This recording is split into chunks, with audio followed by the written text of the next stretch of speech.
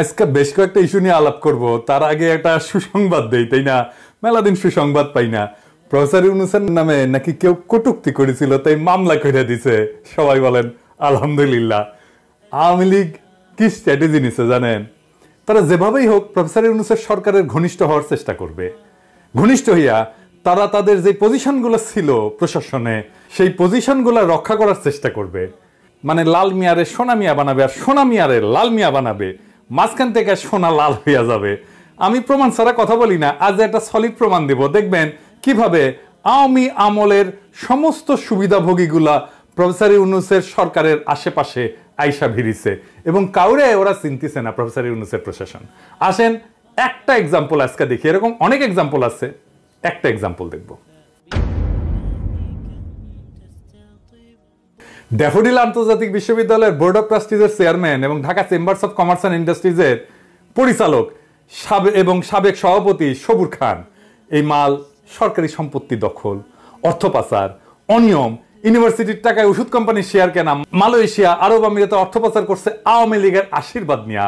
Editor সাহেব দেখান না, ওনার আওয়ামী প্রীতির কিচ্ছা দেখান না, কয়টা ছবি দেখান একের পর এক কইরা, এটার পর একটা কইরা দেখান আর কি। আর এনা জাউরা সিল মেরে দেন প্রত্যেকটা ছবির উপরে। দেখেছেন হাসিনার মতো ফটো খিচিছে, আর সেটা দিয়ে ওর আকাম জায়েজ করিছে। এখন দেখেন ওই প্রফেসর ইউনূসেরও ছাড়ে নাই, উঠিয়ে গিয়া ফটো খিচিছে। দেখেছেন আমি কইছিলাম না আরেক এপিসোডে যে প্রফেসর ইউনূসকে এই সমস্ত সুযোগ সন্ধানীর হাত থেকে রক্ষা করার দায়িত্ব হচ্ছে ইন্টেলিজেন্সের। ইন্টেলিজেন্স ওনার চারপাশে ঘিরা থাকে, ওনার উপদেষ্টারও দায়িত্ব আছে, তাই না? ওই প্লেনে তার প্রফেসর ইউনূস একা যায়নি, আরো অনেকে গেছে।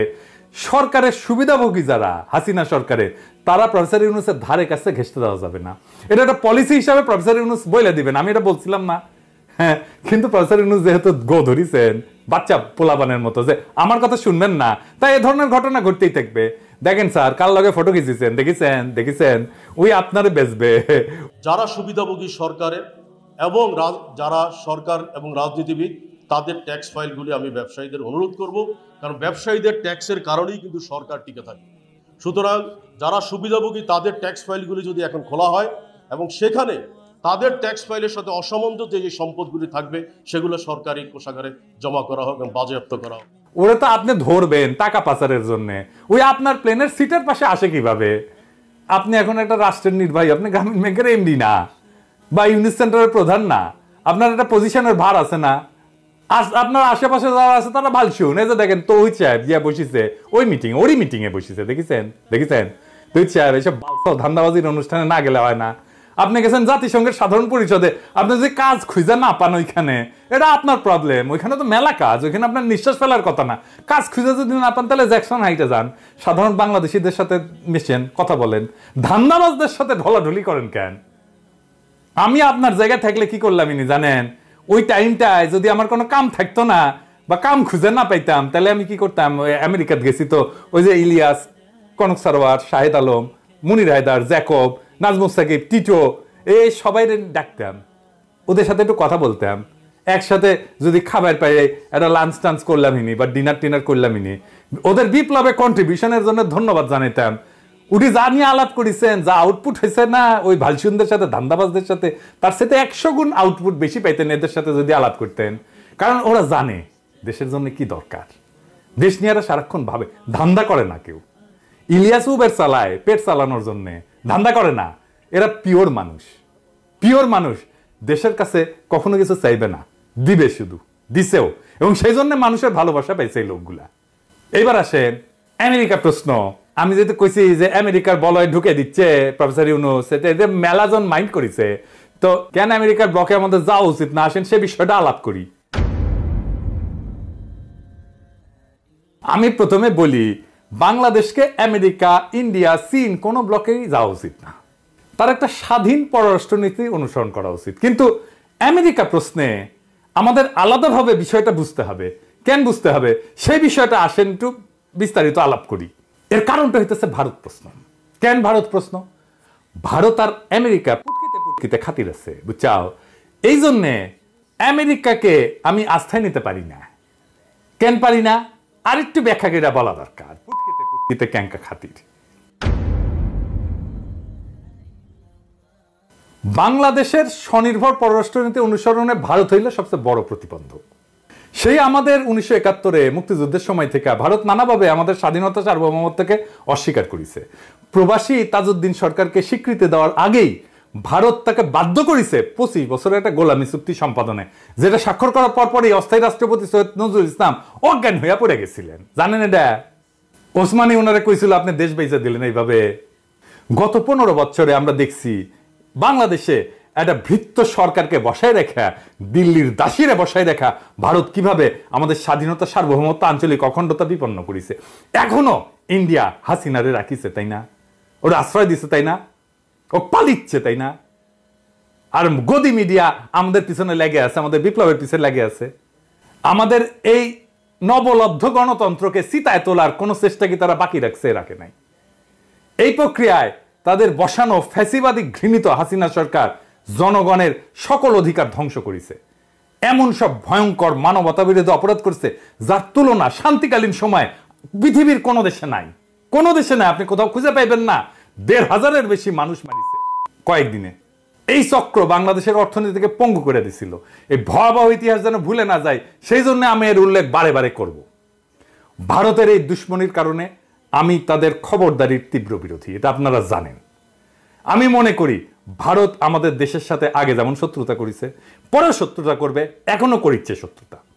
আমাদেরকে সব সময় অপমান আর পদানত করে রাখাটা তাদের ফরেন পলিসির ডিএনএ এর মধ্যে ঢুকে গেছে একেবারে। কংগ্রেস হোক, বিজেপি হোক, আর মমতা ব্যানার্জি হোক, কেউ এর থেকে বাইরে হবে না। এটা লিখে রাখতে পারেন।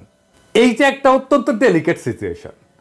আপনাকে যদি সামনে আগাইতে হয়, আমাদের দেশে খুবই স্ট্রং ভারত বিরোধী ভয়েস লাগবে, সক্রিয় কর্মপন্থা লাগবে।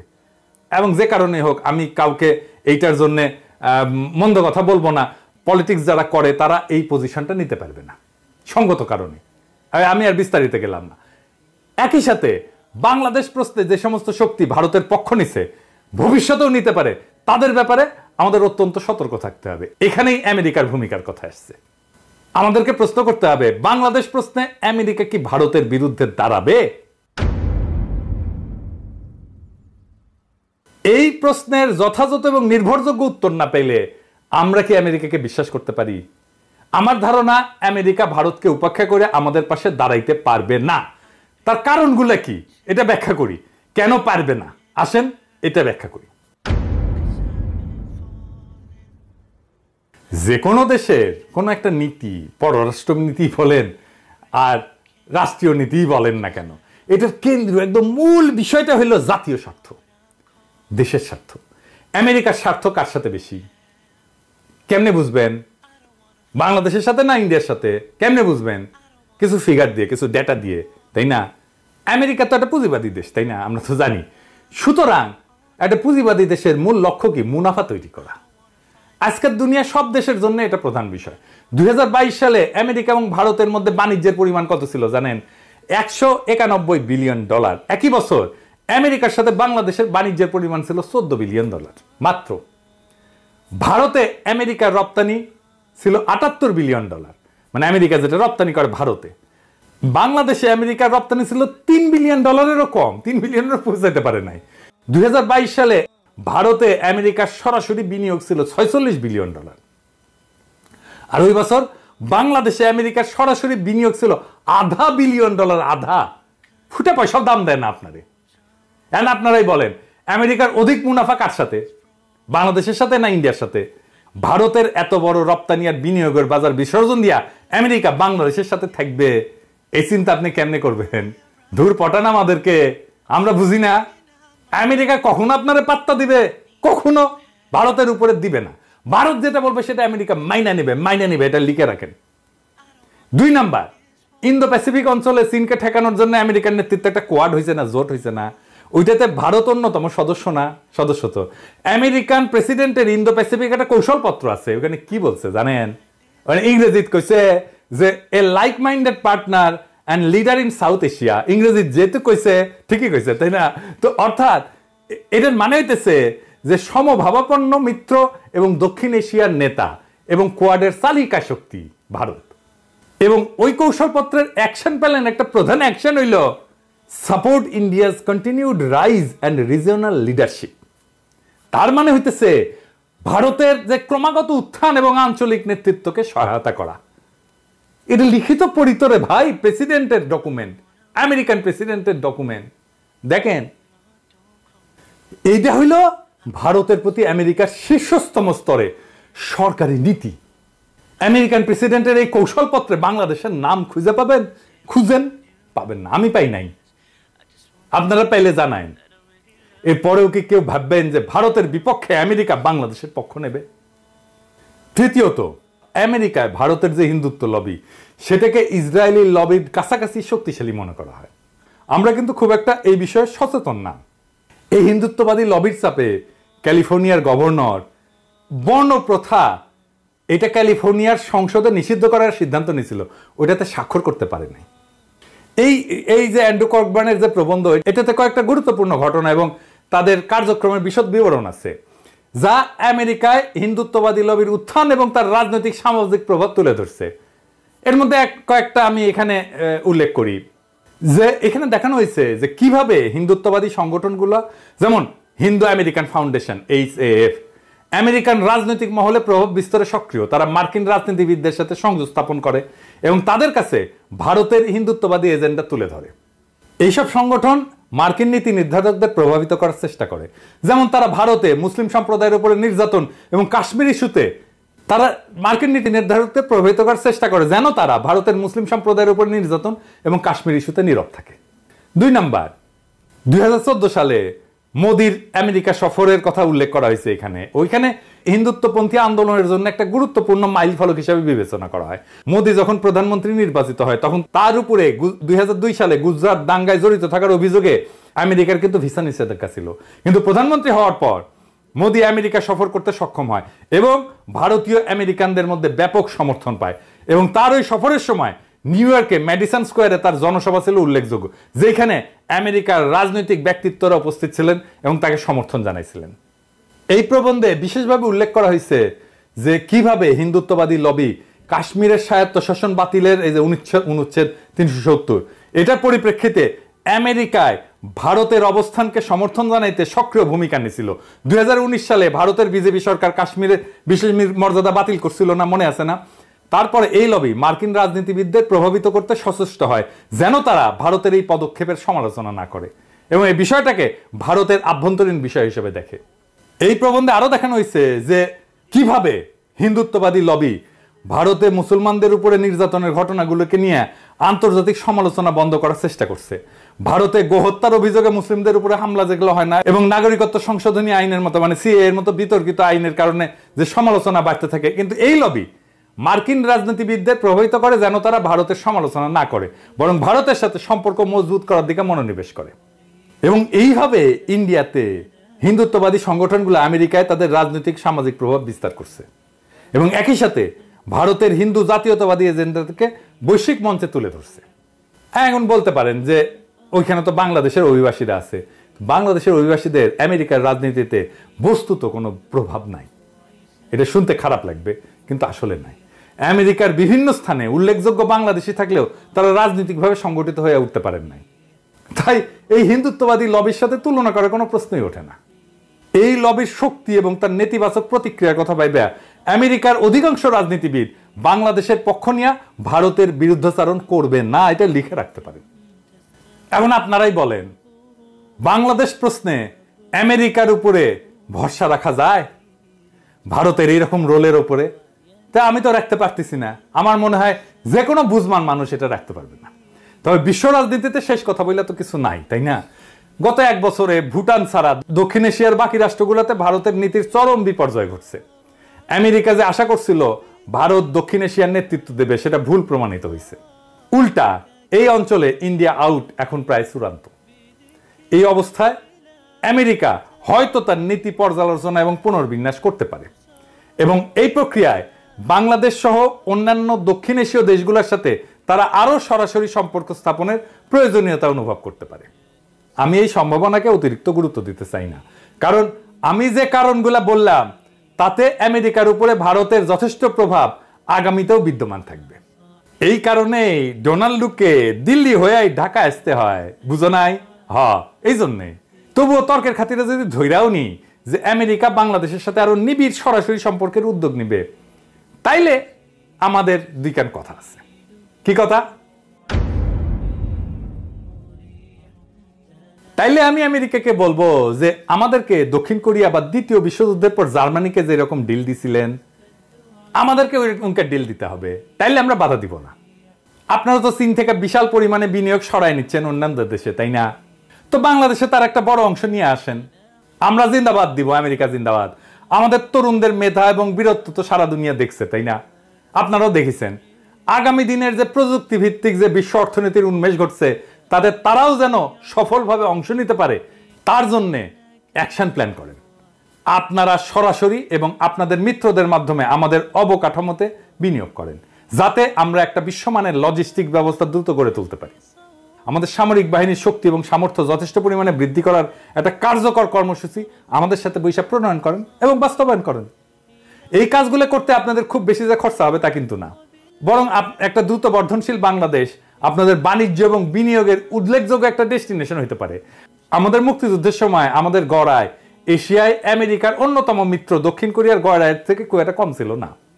আজ তারা কোথায় উঠে গেছে, আর আমরা 90 দশকে উঠতি এশিয়ান টাইগার হিসেবে স্বীকৃতি পাইছিলাম। গত 15 বছরে হাসিনার দুর্নীতি আমাদের প্রবৃদ্ধির 2 থেকে 3% খাইয়া ফেলছে প্রত্যেক বছরে। এইরকম দুর্নীতি না থাকলে আমরা ডাবল ডিজিট গ্রোথ করতাম সহজেই। ভেবে দেখেন, বিশ্বের 8ম জনবহুল এই দেশটা আগামী 10 বছরে কোথায় চলে যেতে পারে। তাতে আমাদের লাভ তো বটেই, আমেরিকারও লাভ। আমেরিকা আমাদের এই অভিযাত্রার সঙ্গী হইলে আমরা নিশ্চয়ই তাকে স্বাগত জানাবো। আমেরিকাকে বলবো, ভারতের প্রবল চাপের সামনে আপনারা স্থির হইয়া দাঁড়ায় থাকতে পারেন নাই। গত নির্বাচন এটা প্রমাণ। আমাদের অনেক আশা দিয়া শেষ পর্যন্ত হাত ছেড়ে দিছিলেন। আমরা এত জীবন, এত রক্ত, এত অশ্রু বিসর্জন কইরা গণখুনি হাসিনা এবং তার প্রভু ভারতকে হটাই দিলাম। আপনারা আবার আমাদের হাত ছেড়ে দিবেন না, দিয়া ভারতের কাছে ফেলে যাবেন না, সেই ভরসা আমরা কি করে করব? তখন তো আমাদের যেই লাউ সেই কদুর মতো অবস্থা হবে। এত কিছুর পরেও আপনারা যদি আমাদের সাথে সৎ বিশ্বাসে দীর্ঘমেয়াদী পারস্পরিক লাভজনক সহযোগিতার কাঠামোয় কাজ করতে চান, আমরা প্রস্তুত। কিন্তু আমাদের ডিল দিতে হবে দক্ষিণ কোরিয়ার মতো, অথবা দ্বিতীয় বিশ্বযুদ্ধোত্তর জার্মানির মতো। এই ব্যাপারে আমরা টনটনা, কোনো ছাড় নাই। আমরা কিভাবে একসাথে কাজ করতে পারি তার একটা খসড়া রূপরেখা আজকে দিলাম আপনাদেরকে।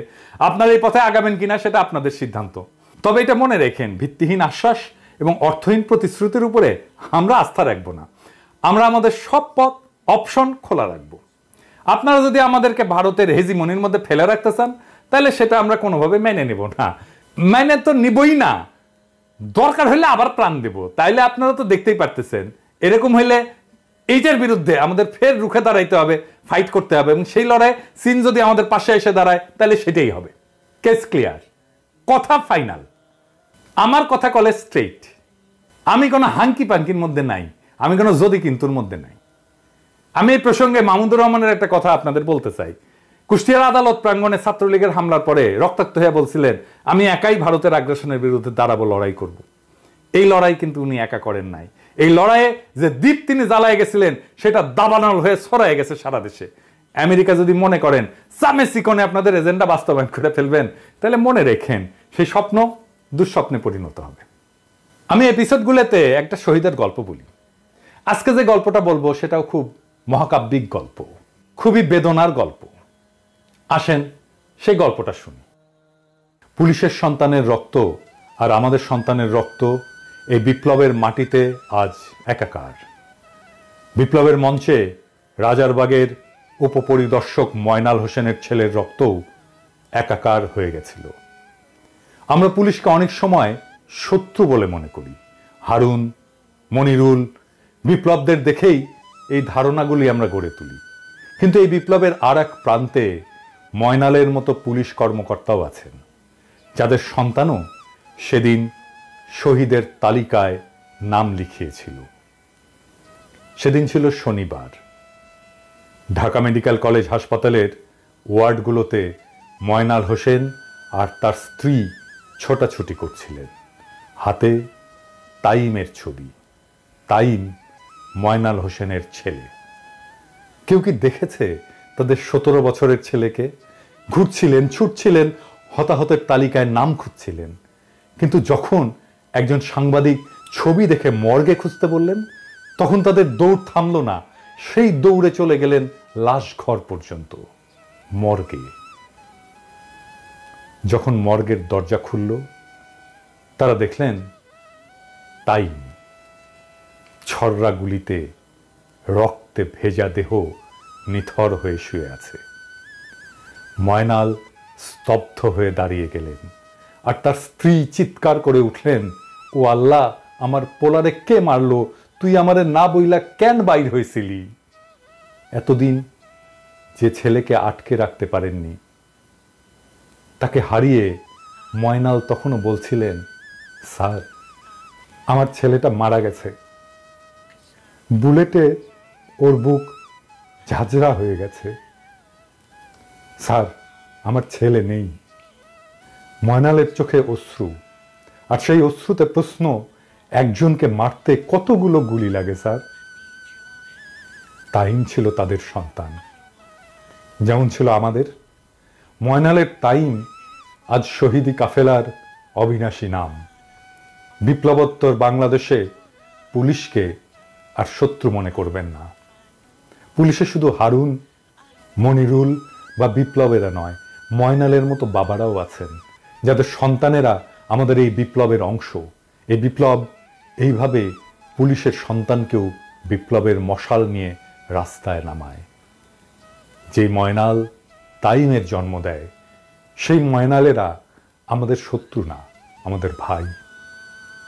সেই ময়নাল পুলিশ হয়েও গর্বে আমাদের মাথা উঁচু করে দেয়, এক নতুন বাংলাদেশ গড়ার স্বপ্ন দেখায়, যেই বাংলাদেশ মজলুম আর জালিমে বিভক্ত নয়, যেই বাংলাদেশ শুধুই নাগরিকের, যাদের একটাই লক্ষ্য দেশকে এক অনন্য উচ্চতায় পৌঁছে দেওয়া, যেখানে আমাদের চিত্ত ভয় শূন্য আর শির হিমালয়ের চাইতে উঁচু। আমরা দেশকে ওই উচ্চতায় নিয়ে যাব আমাদের শহীদের রক্তের কসম। ইনকিলাব জিন্দাবাদ।